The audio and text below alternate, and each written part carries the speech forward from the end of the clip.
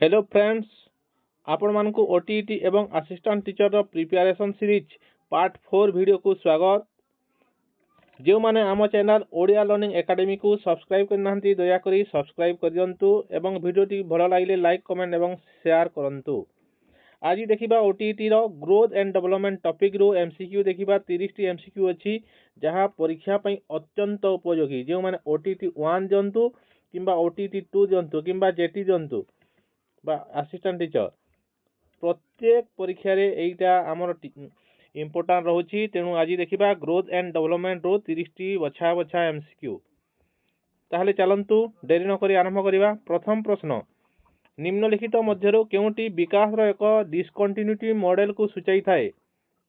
Option A रे अछि विकास एक निरंतर प्रक्रिया।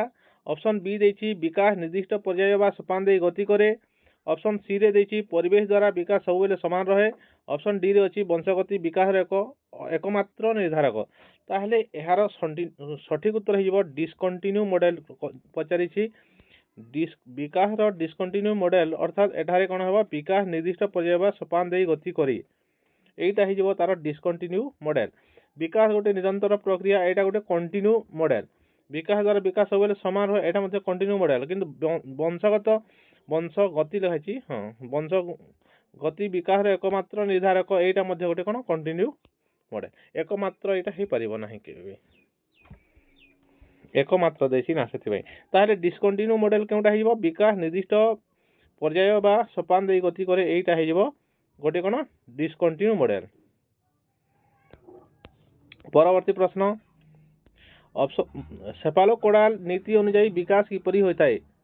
सेफालोकोडाल नीति अनुसार विकास किपरि होइताय? ऑप्शन ए रे देछि केंद्र रो प्रांत आडकू। ऑप्शन बी रे देछि पाद रो मुंड आडकू। ऑप्शन सी देछि मुंड रो पाद आडकू एवं ऑप्शन डी देछि साधारण रो निर्दिष्ट आडकू। ताहले एहार सठिक उत्तर हेइबो पाद रो मुंड आडकू। ऑप्शन बी हेइबो सठिक उत्तर बा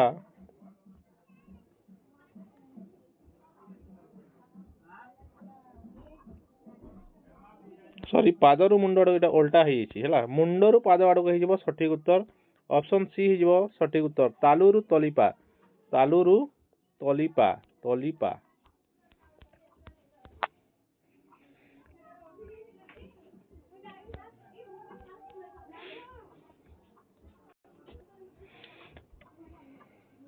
प्रश्न नंबर 3 देखिबा। निम्नलिखित मध्यरु केउटी एपिजेनेटिक प्रिंसिपल सहित जड़ित? ऑप्शन ए देछि विकास रो प्रत्येक पर्याय एक निर्दिष्ट समय थाए। विकास केवल परिवेश उपरे निर्भर करे। विकास एक आकस्मिक घटना। शिक्षा द्वारा वृद्धि को रोका जाई पारिबो। ताहले नंबर 3 रो सठिक उत्तर हिजबो विकास प्रत्येक पर्याय एक निर्दिष्ट समय थाए।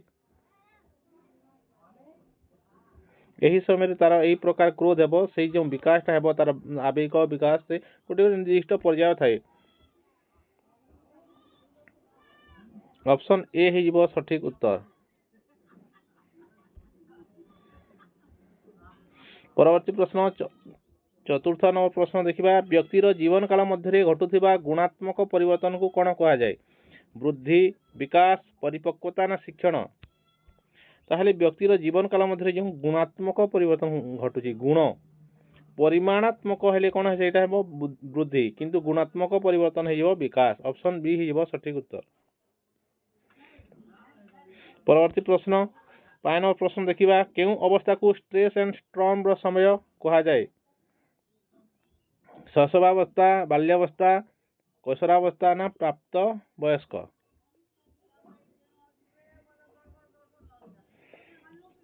एहार सठिक उत्तर हेजिबो कैशोरावस्था। ऑप्शन सी हेजिबो सठिक उत्तर।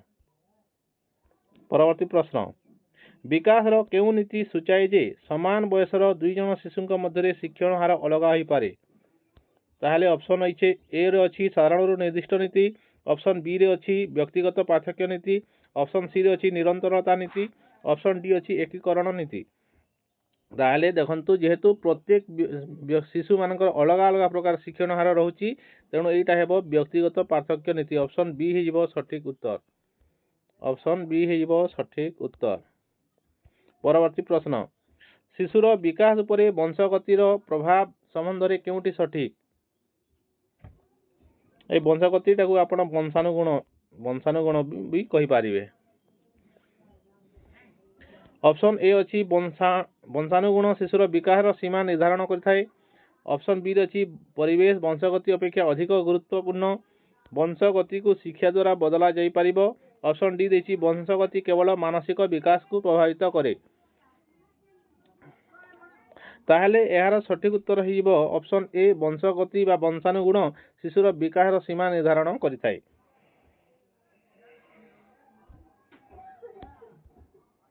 ପରବର୍ତ୍ତୀ ପ୍ରଶ୍ନ, କେଉଁ ପର୍ଯ୍ୟାୟରେ ଶିଶୁ ଅବଜେକ୍ଟ ପରଫର୍ମାନ୍ସ ଗୁଣ ହାସଲ କରିଥାଏ? ପ୍ରାକ୍ ସଂକାର୍ଯ୍ୟଧର୍ମୀ, ସମ୍ବେଦୀକାରକ, ସ୍ଥୂଳ ସଂକାର୍ଯ୍ୟଧର୍ମୀ ନା ବିମୂର୍ତ୍ତ ସଂକାର୍ଯ୍ୟଧର୍ମୀ? ତାହେଲେ ଏହାର ସଠିକ ଉତ୍ତର ହେଇଯିବ ଅପସନ୍ ବି ସମ୍ବେଦୀକାରକ ପର୍ଯ୍ୟାୟ।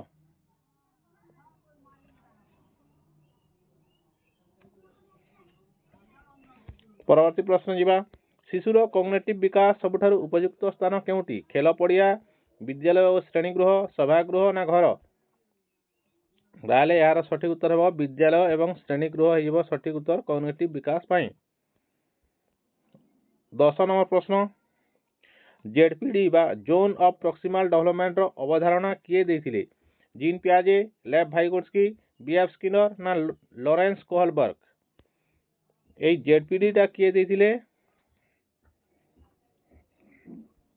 ନା ଏହାର ଭାଇଗୋଟ୍ସ୍କି ହେଇଯିବ ସଠିକ ଉତ୍ତର ଅପସନ୍ ବି। ପରବର୍ତ୍ତୀ ପ୍ରଶ୍ନ 11 ନମ୍ବର ପ୍ରଶ୍ନ, ଶରୀରର ଓଜନ ଏବଂ ଉଚ୍ଚତା ବଢ଼ିବାକୁ କ'ଣ କୁହାଯାଏ? ଓଜନ ଏବଂ ଉଚ୍ଚତା ବଢ଼ିବାକୁ କ'ଣ କୁହାଯାଏ? ବିକାଶ, ବୃଦ୍ଧି, ଶିକ୍ଷଣ ନା ଅଭିଜ୍ଞତା? ତାହେଲେ ଏହାର ସଠିକ ଉତ୍ତର ହେବ ଓଜନ ଏବଂ ଉଚ୍ଚତା ବଢ଼ିବାକୁ ବୃଦ୍ଧି କୁହାଯିବ। ଅପସନ୍ ବି ହେଇଯିବ ସଠିକ ଉତ୍ତର। ଅପସନ୍ ବି ହେଇଯିବ ସଠିକ ଉତ୍ତର। ପରବର୍ତ୍ତୀ ପ୍ରଶ୍ନ, ବିକାଶର କେଉଁ ସୋପାନରେ ଶିଶୁ ସାମାଜିକ ପ୍ରଶଂସା ପାଇବାକୁ ଚାହେଁ? ଶୈଶବାବସ୍ଥା, ବାଲ୍ୟାବସ୍ଥା, ପ୍ରାପ୍ତବୟସ୍କ ନା ଗର୍ଭାବସ୍ଥା? ଗର୍ଭାବସ୍ଥା ହେବ ନାହିଁ, ପ୍ରାପ୍ତବୟସ୍କ ମଧ୍ୟ ହେବ ନାହିଁ। ତାହେଲେ ଏହାର ସଠିକ ଉତ୍ତର ହେଇଯିବ ବାଲ୍ୟାବସ୍ଥା। ଅପସନ୍ ବି ହେଇଯିବ ସଠିକ ଉତ୍ତର। 13 ନମ୍ବର ପ୍ରଶ୍ନ, ଶିଶୁର ଭାଷା ବିକାଶ ପାଇଁ କେଉଁ ସମୟ ଅଧିକ ସମ୍ବେଦନଶୀଳ? ପ୍ରାକ୍ ବାଲ୍ୟାବସ୍ଥା, ଯୌବନାବସ୍ଥା, ଜନ୍ମ ପୂର୍ବରୁ ପ୍ରୌଢ଼ାବସ୍ଥା? ଏହାର ସଠିକ ଉତ୍ତର ହେବ ପ୍ରାକ୍ ବାଲ୍ୟାବସ୍ଥାରେ ଶିଶୁର ଭାଷାର ବିକାଶ ହୋଇଥାଏ, ଅଧିକ ସମ୍ବେଦନଶୀଳ। ଏହି ସମୟରେ ଶିଶୁ ଭାଷା ଶୀଘ୍ର ଶିଖିପାରିଥାଏ। ପରବର୍ତ୍ତୀ ପ୍ରଶ୍ନ, ବୃଦ୍ଧି କେଉଁଠାରେ ବନ୍ଦ ହୋଇଯାଏ? ଜୀବନର ଶେଷ ପର୍ଯ୍ୟନ୍ତ ଚାଲେ, ପରିପକ୍ୱତା ଆସିବା ପରେ ବୃଦ୍ଧି ବନ୍ଦ ହୁଏ, ବିବାହ ପରେ ବୃଦ୍ଧି ବନ୍ଦ ହୋଇଥାଏ, ଶିକ୍ଷା ସରିବା ପରେ ବୃଦ୍ଧି ବନ୍ଦ ହୋଇଯାଏ? ତାହେଲେ ଏଇଟା ଗୋଟେ ବଢ଼ିଆ ଅପସନ୍ ଦେଇଛି, ବିବାହ ପରେ ବୃଦ୍ଧି ବନ୍ଦ ହୋଇଯାଏ। ତାହେଲେ ଏହାର ସଠିକ ଉତ୍ତର କ'ଣ ହେବ? ଯେଉଁମାନେ ବିବାହ କରିସାରିଲେଣି କହନ୍ତୁ ଆପଣଙ୍କ ମାନଙ୍କର ବୃଦ୍ଧି ବନ୍ଦ ହୋଇଗଲା କି?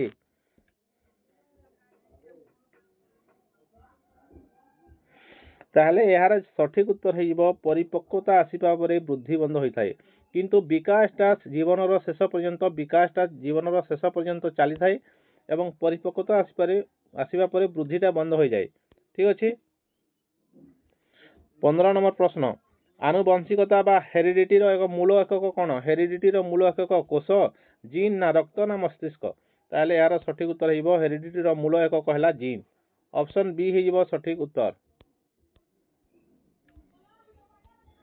ପରବର୍ତ୍ତୀ ପ୍ରଶ୍ନ, ସମାଜ ସହ ଖାପ ଖୁଆଇ ଚଳିବା ଶିକ୍ଷାକୁ କ'ଣ କୁହାଯାଏ? ସାମାଜିକରଣ, ବ୍ୟକ୍ତିଗତ ବିକାଶ, ନୈତିକ ବିକାଶ ନା ଶାରୀରିକ ବିକାଶ? ଏହା ଆପଣମାନଙ୍କ ପାଇଁ ହୋମୱାର୍କ ରହିଲା, ଆପଣମାନେ କମେଣ୍ଟ କରନ୍ତୁ ଏହାର ଆନ୍ସର କ'ଣ ହେଇବ।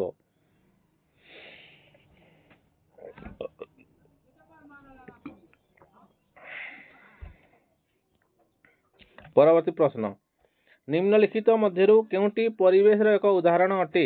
ଆଖିର ରଙ୍ଗ, ସାଙ୍ଗସାଥୀ, ଉଚ୍ଚତା, ମୁଣ୍ଡର ଆକାର?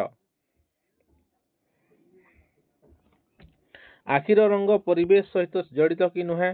ଉଚ୍ଚତା ମଧ୍ୟ ନୁହେଁ, ଏଇଟା ଶାରୀରିକ ସହିତ ଜଡ଼ିତ। ମୁଣ୍ଡର ଆକାର ମଧ୍ୟ ନୁହେଁ, ତାହେଲେ ସାଙ୍ଗସାଥୀ ହେଇଯିବ ସଠିକ ଉତ୍ତର। ସାଙ୍ଗସାଥୀ ପରିବେଶରେ ରହିଲେ ସେ କ'ଣ?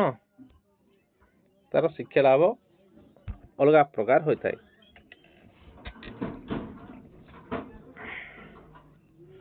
ଶିଶୁର ଆବେଗିକ ବିକାଶ ପାଇଁ କେଉଁଟି ସବୁଠାରୁ ଭଲ? କଠୋର ଅନୁଶାସନ, केवल दंड देवा, गणतांत्रिक परिवेश, उदासीन मनोभाव ना केवल दंड देवा। देखंतु कठोर अनुशासन एवं केवल दंड देवा आगुरु थिला। ए दुईटा व्यवस्था आगुरु कोन विकास में सबुठार कोन कठोर अनुशासन करूथिले आगुरु एवं दंड देउथिले। तार सेही व्यवस्था नाही। शिशुर आवेगिक विकास पई सबुठार उपयुक्त कोन हेबो ना गणतांत्रिक परिवेश। ऑप्शन बी हिजबो सठिक उत्तर। परवर्ती प्रश्न, जन्मरु 2 वर्ष पर्यंत समय को कौन कहा जाए? शैशवावस्था, बाल्यावस्था, कैशोरावस्था, पौढ़ावस्था। जन्मरु 2 वर्ष पर्यंत आपण माने जानिछंती पौढ़ावस्था कहा जिवो कि ना? एटा कोन शेष समय? कैशोरावस्था मध्य जन्मरु 2 वर्ष पर्यंत कैशोरावस्था आसी थाए कि ना? ताहले ऑप्शन ए रहिला, ऑप्शन बी रहिला। ताहले जन्मरु 2 वर्ष बयस पर्यंत आमे कोन कहू ना शैशवावस्था। ऑप्शन ए हिजबो सठिक उत्तर। 20 नंबर प्रश्न, निम्नलिखित मध्यरु केउंटी विकास एक दिग नुहे? शारीरिक, मानसिक, आवेगिक एवं टंका रोजगार करिबा। ताहले विकास रो शारीरिक विकास अछि, मानसिक विकास अछि, आवेगिक विकास अछि। ताहले नुहे पचारिछि टंका रोजगार करिबा। ऑप्शन डी हिजबो सठिक उत्तर। परवर्ती प्रश्न, शिशु निज माँ को केउ समय चिन्हिबा को आरंभ करथाय? जन्म बेलू, 3 मासरे, 9 मासरे ना 1 वर्षरे? ताहले यार सठिक उत्तर हिजबो शिशु निज माँ को 3 मासरे चिन्हिबा को आरंभ करे। परवर्ती प्रश्न 22 नंबर प्रश्न, शिक्षा मनोविज्ञान जनक किए? जीन पियाजे, थर्नडाइक, वाटसन, फ्रायड। ताहले यार सठिक उत्तर कोन हेबो? ऑप्शन बी थर्नडाइक हिजबो सठिक उत्तर। शिशु मनोविज्ञान जनक।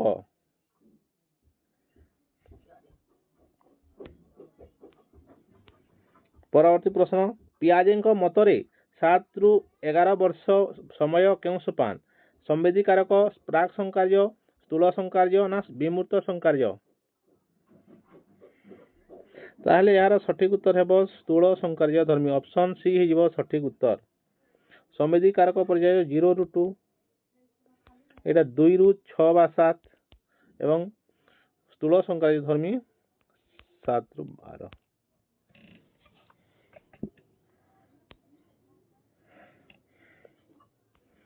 परवर्ती प्रश्न, निम्नलिखित मध्यरु केउंटी फाइन मोटर स्किल रो उदाहरण?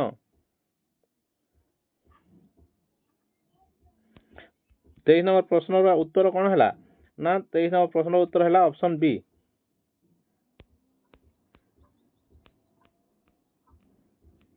सॉरी 23 नंबर प्रश्न रो ऑप्शन सी हला सठिक उत्तर स्थूल संकार्य धर्मी।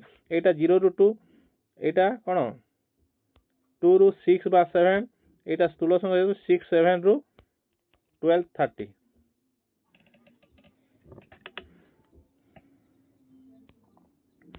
चौबीस नंबर प्रश्न, निम्नलिखित मध्यरु फाइन मोटर स्किल उदाहरण केउटा? दौड़िबा, डेइबा, लेखिबा ना खेलिबा? ताहले यार सठिक उत्तर हिजबो लेखिबा। ऑप्शन सी हिजबो फाइन मोटर स्किल उदाहरण। 25 नंबर प्रश्न, शिशुर कॉग्निटिव विकास पई स्कीम्स कोन? यह स्कीमा, हां स्कीमा कोन? मानसिक संरचना, शारीरिक खेल, खाद्यर तालिका ना स्कूल नियम? ताहले यार सठिक उत्तर हिजबो मानसिक संरचना। ऑप्शन ए हिजबो सठिक उत्तर।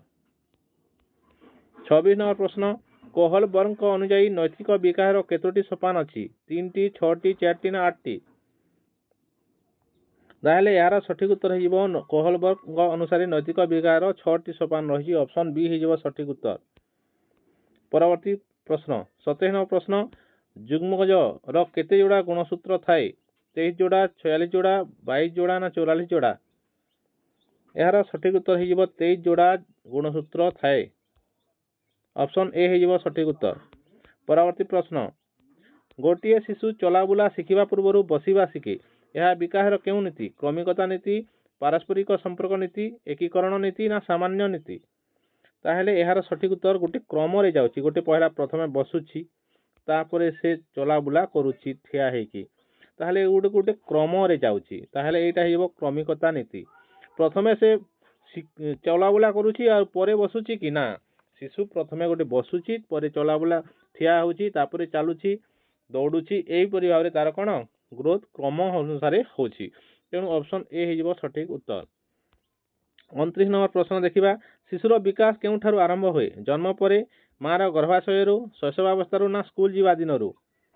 ତାହେଲେ ଏହାର ସଠିକ୍ ଉତ୍ତର ହେବ କ'ଣ? ତାର ବିକାଶଟା ଆରମ୍ଭ ହୋଇଥାଏ ମାଆର ଗର୍ଭାଶୟରୁ ଥିଲାବେଳେ ଶିଶୁର ବିକାଶ ଆରମ୍ଭ ହୋଇଯାଏ। ଅପସନ୍ ବି ହେଇଯିବ ସଠିକ୍ ଉତ୍ତର।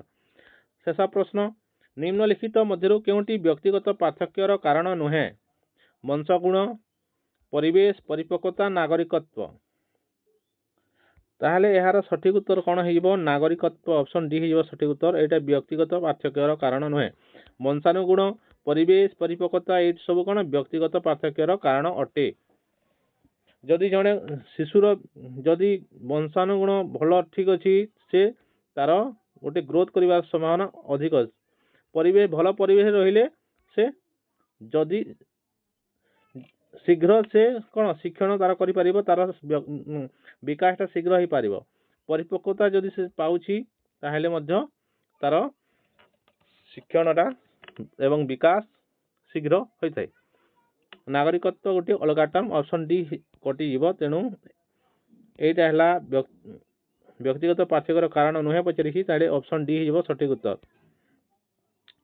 ଏଇ ଥିଲା 30ଟି ପ୍ରଶ୍ନ OTT ପ୍ରିପାରେସନ୍ ସିରିଜ୍ର ଚତୁର୍ଥ ଭିଡ଼ିଓ। ଯେଉଁମାନେ ପରବର୍ତ୍ତୀ ଭିଡ଼ିଓ ଦେଖିବା ପାଇଁ ଚାହୁଁଛନ୍ତି ଆପଣମାନେ ନେକ୍ସଟ ଭିଡ଼ିଓ ବୋଲି କମେଣ୍ଟ କରନ୍ତୁ, ମୁଁ ଜାଣିପାରିବି କେଉଁମାନେ OTT ପରୀକ୍ଷା ଦେଉଛନ୍ତି ଆଉ କେଉଁମାନେ JET ପାଇଁ ପଢ଼ୁଛନ୍ତି। ଆମ ଭିଡ଼ିଓ ଦେଖୁଛନ୍ତି ଆପଣମାନେ JET ପାଇଁ ଦେଖୁଛନ୍ତି, JET ବା AT ପାଇଁ ଦେଖୁଛନ୍ତି ନା OTT ପାଇଁ ଆପଣ ଭିଡ଼ିଓ ଦେଖୁଛନ୍ତି, ଆପଣମାନେ ଆମ ଏଥିରେ କମେଣ୍ଟ କରନ୍ତୁ। ଆଉ ପରବର୍ତ୍ତୀ ପର୍ଯ୍ୟାୟରେ ଆମେ ନେଇକି ଆସିବା ପୁଣି ଭିଡ଼ିଓ। ଯେଉଁମାନେ OTT ଏବଂ JET ପ୍ରିପାରେସନ୍ ହେଉଛନ୍ତି ଆପଣମାନଙ୍କ ସାଙ୍ଗମାନଙ୍କ ସହିତ ଏହି ଭିଡ଼ିଓଟିକୁ ସେୟାର କରିବା ପାଇଁ ଭୁଲନ୍ତୁ ନାହିଁ। ଯେଉଁମାନେ ଆମ ଚ୍ୟାନେଲକୁ ସବସ୍କ୍ରାଇବ୍ କରିନାହାନ୍ତି ଦୟାକରି ସବସ୍କ୍ରାଇବ୍ କରିଦିଅନ୍ତୁ। ଧନ୍ୟବାଦ।